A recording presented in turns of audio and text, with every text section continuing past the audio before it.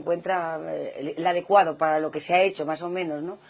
Pues entonces decidimos, vamos, él fue el primero que me dijo, ¿qué te parece si le pongo? Imagina descubrir que, detrás de la sonrisa dulce y la voz poderosa que acompañó a millones de personas durante décadas, Rocío Dúrcal guardaba en silencio una verdad dolorosa, una confesión que solo salió a la luz en los últimos momentos de su vida. La lista de 7 artistas que más la hirieron, no por competencia superficial, sino por actitudes de ego, desprecio, frialdad y traición que marcaron profundamente su camino en el mundo del espectáculo, recordándonos que detrás del brillo del escenario también existen sombras que rara vez se cuentan. En este vídeo vamos a sumergirnos en esa revelación final y entender cómo gestos aparentemente pequeños, palabras dichas con orgullo o silencios en momentos cruciales, terminaron convirtiendo admiración en decepción, amistad en distancia y respeto en heridas que nunca cicatrizaron. Y antes de continuar,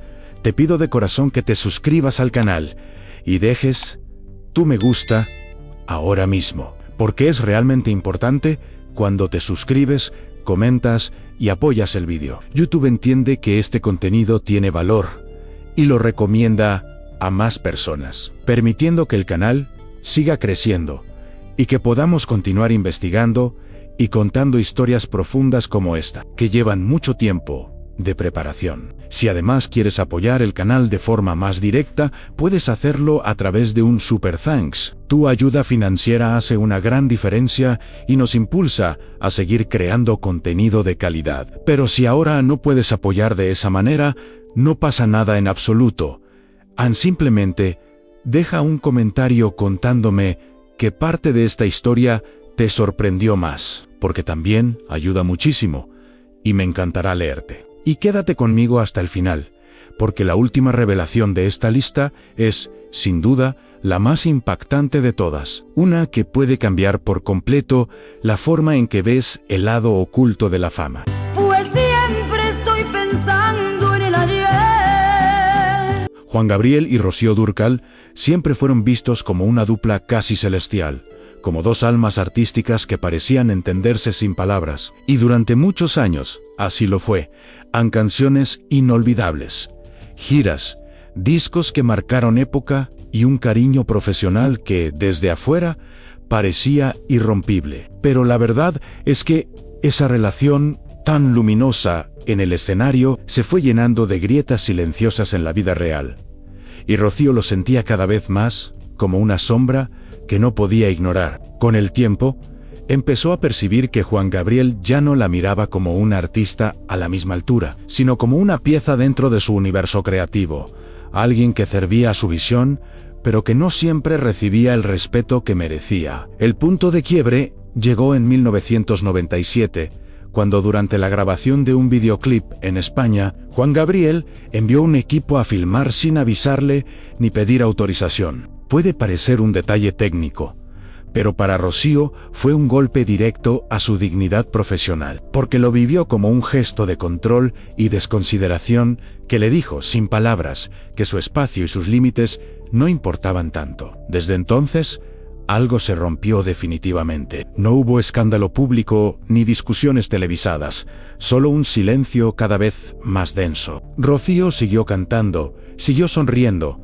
pero empezó a evitar sus canciones en vivo, y cuando alguien se las pedía, ella simplemente desviaba la mirada como quien toca una herida que aún duele. Lo que más marcó a Rocío no fue la diferencia artística, sino la falta de un gesto humano. Juan Gabriel nunca se disculpó, ni en privado ni en público, y ni siquiera se acercó cuando ella enfermó, algo que muchos pensaban que podría haber sido el puente para una reconciliación, pero ese acercamiento nunca llegó, y lo que pudo haberse curado con una conversación honesta, terminó convirtiéndose en una ausencia definitiva. Para Rocío, él se transformó en una contradicción dolorosa, el genio que la llevó a lo más alto, y, al mismo tiempo, el amigo que la soltó cuando más necesitaba apoyo. Aún así, fiel a su forma de ser, ella no respondió con rencor abierto, sino con distancia, con un silencio que decía más que cualquier entrevista. Y ese silencio fue su manera de cerrar un capítulo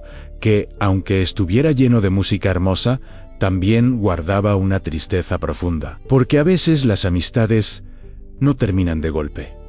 Se van apagando poco a poco, hasta que lo único que queda es la memoria de lo que pudieron haber sido si el respeto hubiera estado siempre presente. Miguel Bosé siempre fue visto como un artista elegante, provocador y diferente, alguien que rompía moldes y que trajo un aire nuevo a la música pop en España y América Latina. Pero para Rocío Dúrcal su presencia en la industria terminó teniendo un sabor agridulce, porque detrás del brillo, el estilo y la sofisticación, ella sentía que había una capa de soberbia que la hería más de lo que quería admitir. Durante los años 80, cuando Bosé empezó a crecer con fuerza en América Latina, la industria comenzó a volcar sus ojos hacia él, dándole espacios, contratos y protagonismo que antes solían estar reservados para figuras consolidadas como Rocío. Ella siempre fue una mujer respetuosa con el talento ajeno, pero lo que la incomodaba no era su éxito, sino la actitud fría y distante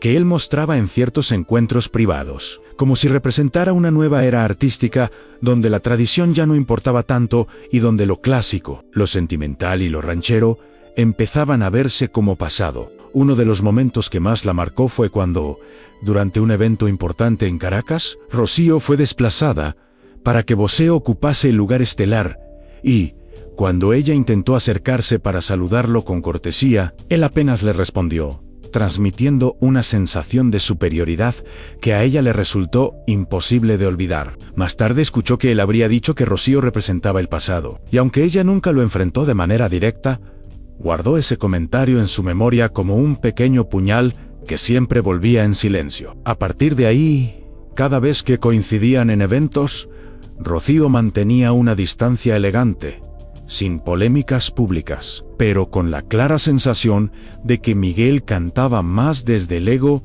que desde el alma. Lo que más le dolía no era la competencia, sino notar cómo la industria comenzaba a premiar la irreverencia y la pose por encima de la constancia emocional y el respeto por quienes habían abierto caminos antes. En un homenaje a la música española, ella fue ubicada en un lugar lateral mientras Bosé recibía la entrada principal. Y ese gesto simbólico reforzó en Rocío la idea de que los tiempos estaban cambiando, pero no siempre de una forma justa o amable. Nunca lo insultó, nunca habló mal de él en entrevistas, pero en privado decía que el talento sin humildad se convierte en brillo vacío, en un ruido bonito pero sin corazón. Por eso, cuando escuchaba sus canciones en la radio en sus últimos años, a veces simplemente cambiaba de emisora sin decir nada.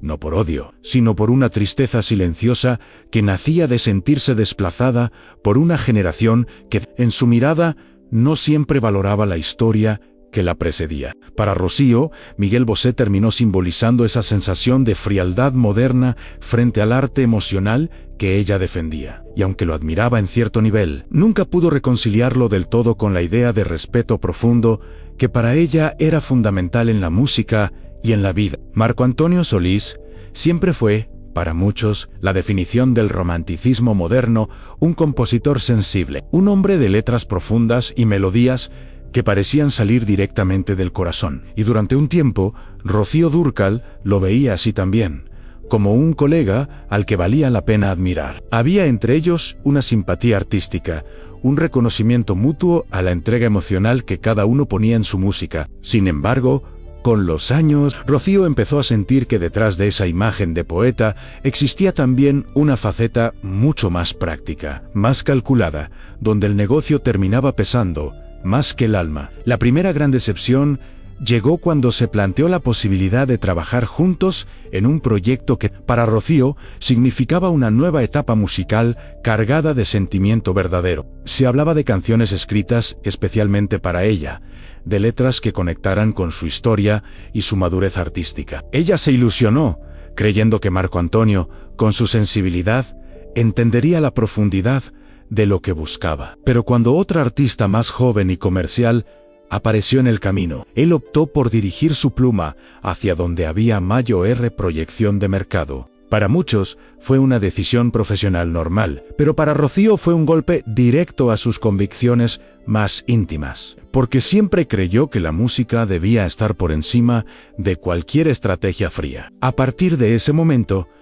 algo cambió en su forma de verlo. No hubo discusiones públicas, no hubo escándalos, solo un alejamiento silencioso. En entrevistas, cuando mencionaban a otros grandes compositores del regional mexicano, ella citaba nombres, pero evitaba el suyo, no por odio, sino porque sentía que ya no compartían la misma idea de lo que significaba crear desde el alma. Lo más doloroso para Rocío no fue la ausencia de colaboración, sino la sensación de haber sido dejada de lado por alguien a quien consideraba auténtico y profundamente conectado con la emoción. Era como si, de repente, se diera cuenta de que, detrás de la barba de trovador y la voz quebrada, había también un estratega que sabía exactamente hacia dónde soplaba el viento del éxito. Y eso, para alguien como ella, que se había entregado a la música con una honestidad casi inocente, resultaba difícil de aceptar. Aún así, nunca habló mal de él en público. Su elegancia siempre fue más fuerte que cualquier resentimiento. Pero en privado, quienes la conocían sabían que lo veía como una promesa incumplida. Alguien que pudo haber sido un aliado artístico profundo y terminó siendo simplemente otro nombre en la larga lista de decepciones que dejó el mundo del espectáculo. Y aunque guardó respeto por su talento, nunca volvió a mirarlo con los mismos ojos, porque entendió que no todas las voces que suenan al amor están dispuestas a vivirlo con la misma verdad. Lucero llegó a la industria como un torbellino de frescura joven, carismática, sonriente, con una energía luminosa que conquistaba cámaras, escenarios y públicos enteros. Para muchos, era la heredera natural de la tradición femenina en la música mexicana, y los medios no tardaron en compararla con las grandes figuras que habían abierto ese camino antes que ella. Rocío Dúrcal, lejos de sentirse amenazada por una artista joven, veía con respeto el surgimiento de nuevos talentos, porque siempre entendió que la música es una cadena donde cada generación entrega algo a la siguiente. Sin embargo, lo que realmente la hirió no fue el éxito de Lucero, sino un detalle que para ella lo cambió todo. Una declaración pública en la que la joven cantante afirmó que nunca había sido muy fan de Rocío, destacando a otras intérpretes históricas como sus verdaderas referencias. Puede parecer una frase inocente, pero para Rocío fue como un balde de agua fría, porque sentía que, aunque no esperara devoción, sí merecía un mínimo de reconocimiento por su papel en la expansión de la música ranchera fuera de México, especialmente en Europa, donde se enfrentó a escenarios que jamás habían escuchado un mariachi en vivo. Esa falta de gratitud simbólica le dolió profundamente. A partir de entonces, aunque siempre mantuvo la elegancia, la relación entre ambas quedó marcada por una distancia cortés, una cordialidad sin calidez. En eventos donde coincidían, Lucero solía saludarla con entusiasmo, pero Rocío respondía con una sonrisa amable y contida, como quien pone una barrera invisible que protege una herida que prefiere no tocar. En varias ocasiones fue invitada a galas o especiales donde Lucero tendría un papel central, y ella simplemente declinó la invitación sin escándalos, sin explicaciones públicas, solo preservando su dignidad y su paz. Lo que más le pesaba no era el comentario en sí, sino lo que representaba Anne, una generación que en su mirada recibía una herencia artística sin siempre comprender el esfuerzo de quienes habían pavimentado el camino antes. Rocío anotaba mentalmente estos gestos y los guardaba en silencio, no para alimentar rencor, sino como una forma de recordar que el talento sin gratitud se vacía de significado, porque para ella, cantar no era solo interpretar, era honrar una historia, un género, una cultura. Y ver cómo ese respeto se diluía en comentarios ligeros la entristecía mucho más de lo que permitía mostrar públicamente. Aún así, nunca dejó de reconocer el talento y la disciplina de Lucero. Lo que nunca pudo aceptar del todo fue esa ligereza al hablar de alguien que había puesto el corazón entero para llevar la música mexicana más allá de las fronteras, incluso cuando eso implicaba cargar con críticas, prejuicios y sacrificios personales. Por eso, cada vez que recordaba aquel episodio, lo hacía con una mezcla de serenidad y melancolía, consciente de que hay heridas que no nacen del odio, sino de la decepción. Jorge Rivero fue durante muchos años el galán absoluto del cine mexicano, el símbolo del hombre fuerte, seguro, atractivo y dominante que llenaba salas de cine y arrancaba suspiros. Pero para Rocío Dúrcal, su experiencia a su lado fue todo lo contrario al glamour que el público imaginaba, porque detrás de la cámara descubrió una personalidad marcada por el ego y la condescendencia, que la hizo replantearse por completo su relación con el mundo del cine, cuando aceptó protagonizar una película junto a él. Lo hizo con ilusión y profesionalismo, pensando que sería una oportunidad hermosa para unir su presencia musical con la fuerza cinematográfica que Rivero representaba. Sin embargo, desde los primeros días de rodaje comenzó a notar una actitud constante de superioridad, comentarios sobre su acento español, insinuaciones sobre su físico, bromas aparentemente inocentes que en realidad escondían un claro intento de reducir su valor artístico. Lo que más la lastimó no fue una sola frase, sino la suma de pequeños gestos que iban construyendo un muro invisible entre ellos. Rivero, acostumbrado a ser el centro absoluto de atención, buscaba constantemente que su figura brillara por encima de la de Rocío, incluso modificando escenas, interrumpiendo tomas y presionando para que su personaje ganara más protagonismo, como si el éxito de la película dependiera únicamente de cuánto tiempo él apareciera en pantalla. Para Rocío, que siempre había defendido el trabajo en equipo y el respeto entre colegas, todo aquello fue profundamente decepcionante. Cada día de rodaje se convertía en una prueba de paciencia, y aunque nunca perdió su elegancia ni su educación, por dentro se prometió a sí misma no volver a exponerse a un ambiente donde el ego masculino intentara aplastar su dignidad profesional. Al terminar la filmación, esa decisión ya estaba tomada.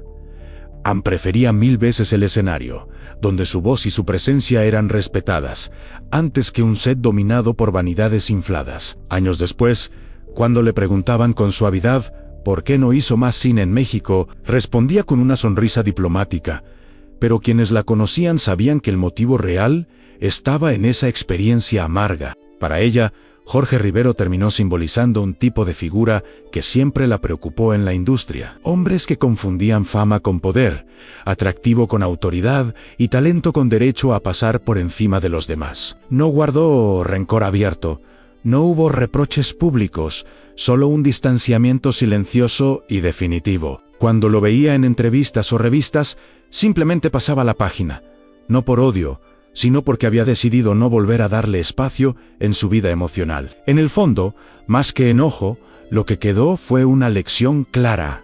El éxito verdadero no necesita imponerse sobre nadie, y ningún brillo vale la pena si para sostenerlo hay que opacar a los demás. Esa experiencia reforzó aún más su amor por la música, el único lugar donde siempre se sintió libre, respetada y auténtica. Andrés García siempre fue presentado como el seductor por excelencia del cine y la televisión mexicana. El hombre que con solo aparecer en pantalla parecía dominar la escena y las miradas. Pero para Rocío Dúrcal, esa imagen glamorosa contrastaba profundamente con la impresión personal que ella guardó de él después de algunos encuentros que la dejaron más decepcionada que fascinada. Lo conoció en un ambiente social elegante, una de esas cenas llenas de figuras famosas, luces, cámaras y risas ensayadas, y desde el primer momento notó en él una mezcla de encanto y arrogancia que resultaba tan brillante como incómoda. Cuando él, entre broma y vanidad, insinuó que lo suyo era hacer soñar,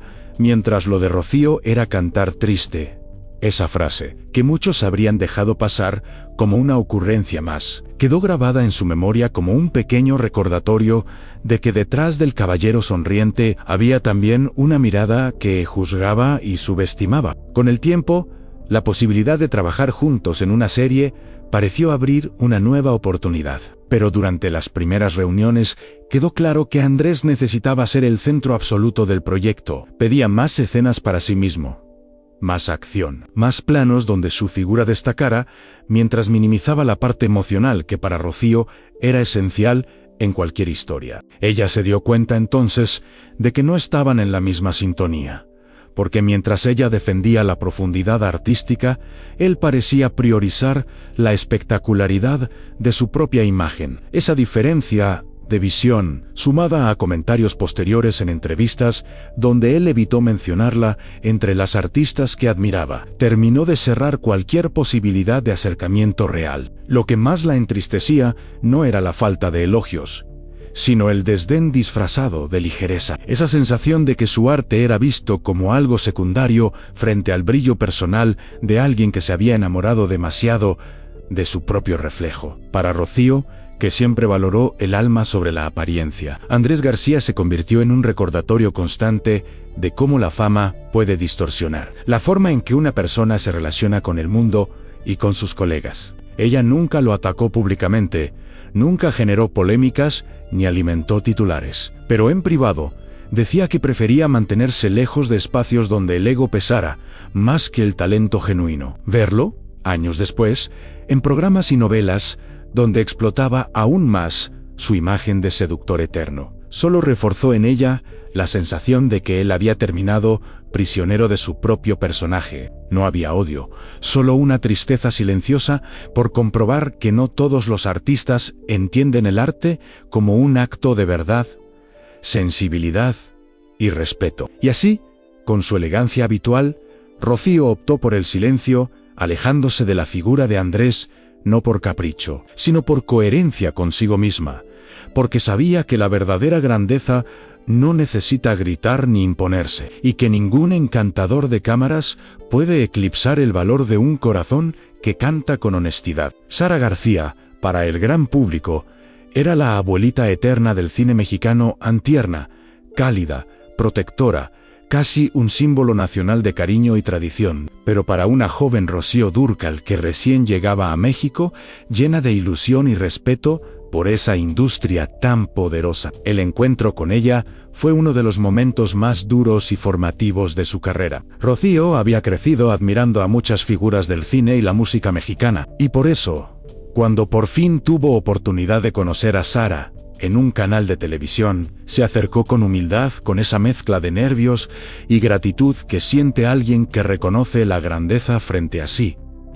Sin embargo, la respuesta que recibió fue fría, cortante, casi quirúrgica, una frase que dejaba claro que en México los honores se ganaban, con un tono que, más que consejo, sonaba a advertencia. A partir de ese día, cada vez que coincidía con Sara, en eventos o programas, Rocío percibía en el ambiente una tensión silenciosa, comentarios velados, miradas que parecían cuestionar su lugar en esa escena artística. Eso la marcó profundamente, porque ella había llegado a México con un amor genuino por su música y su cultura, y descubrir esa resistencia la hizo sentir extranjera no solo en geografía, sino también en el corazón de algunos colegas. Lo que más la dolía no era la falta de cercanía, sino la frialdad de alguien que, en pantalla, representaba exactamente lo contrario. Esa grieta entre personaje y persona fue algo que Rocío nunca pudo olvidar del todo. Sin embargo,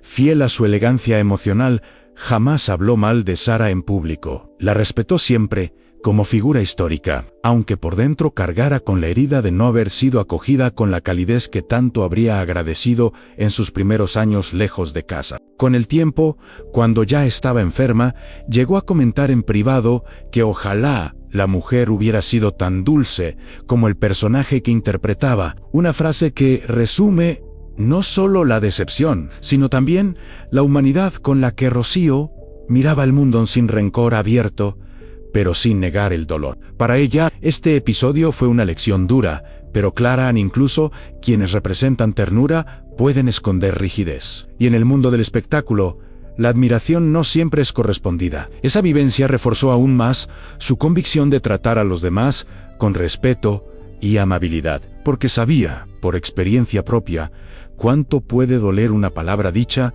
desde el pedestal de la fama. Al final, cuando Rocío Dúrcal ya no tenía nada que demostrarle al mundo, esta supuesta lista de nombres no surgió como un acto de venganza, ni como un ajuste de cuentas tardío, sino como una forma de liberar aquello que había guardado en silencio durante años, decepciones, heridas emocionales, frialdades inesperadas y gestos que, aunque el público nunca vio, marcaron profundamente su camino artístico y humano. Ella no odiaba el éxito de los demás.